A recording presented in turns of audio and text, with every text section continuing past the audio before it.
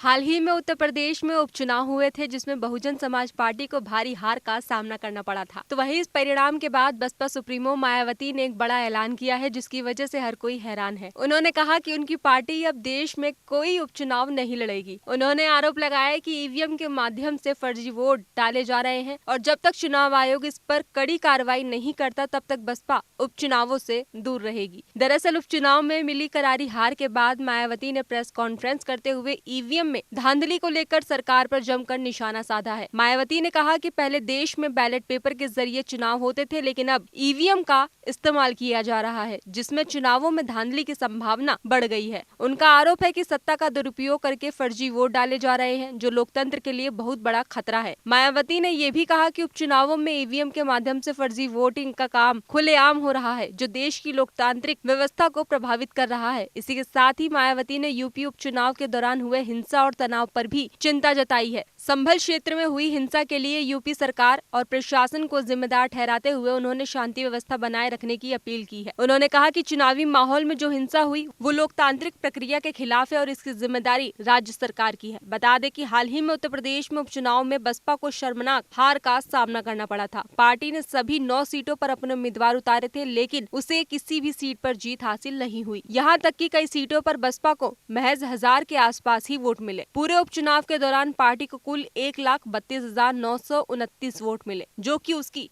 कमजोर स्थिति को दर्शाता है। इस परिणाम ने ये साफ कर दिया है कि बसपा अब राज्य की राजनीति में हाशिए पर जा चुकी है। तो वहीं उत्तर प्रदेश के उपचुनाव में बीजेपी ने शानदार प्रदर्शन किया। बीजेपी ने 9 में से 6 सीटों पर जीत हासिल की जबकि एक सीट उसके सहयोगी आरएलडी के खाते में गई। सपा ने 2 सीटों पर जीत दर्ज की। बीजेपी द्वारा जीती गई सीटों में गाजियाबाद, फूलपुर, कुंद्रुकी, खैर, कटेरी और मंझवा सीट शामिल है। आरएलडी ने मीरापुर सीट जीती जबकि सपा ने करहल और सीसामऊ सीट पर कब्जा किया। इन नतीजों ने बीजेपी की स्थिति को और भी ज्यादा मजबूत कर दिया है जबकि बसपा की दुर्गति हुई है। यहाँ तक कि कुछ सीटों पर तो चंद्रशेखर की पार्टी से भी बसपा पिछड़ गई है। फिलहाल खबरों में बस इतना ही। बाकी देश और दुनिया की तमाम खबरों के लिए देखते रहिए दैनिक हिंद।